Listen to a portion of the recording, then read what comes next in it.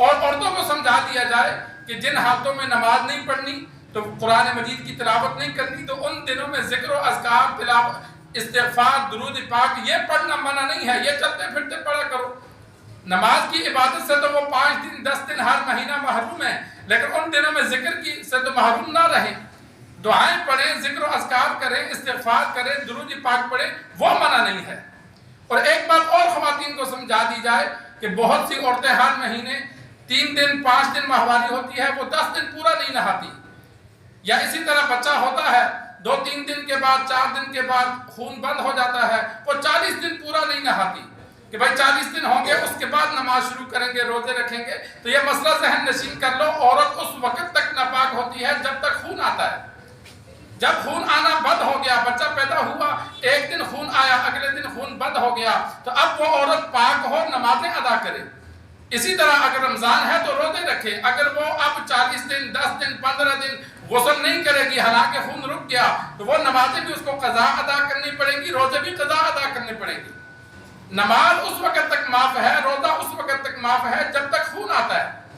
تو بعض عورتوں کو 3 دن آتا ہے، بعضوں کو 5 دن آتا ہے، لیکن بہت سی جگہ عورتیں جو ہیں تو وہ نہیں نہاتی، وہ کہتے ہیں نہیں جی 40 دن۔ 40 دن زیادہ سے زیادہ مدت ہے۔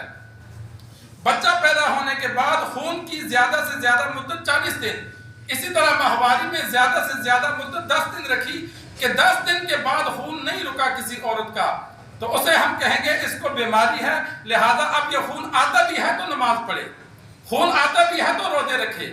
بچہ پیدا ہوا، خون نہیں رک رہا، 40 دن سے زیادہ ہو گئے تو 40 دن تک شریعت نے نماز روزہ معاف رکھا ہے۔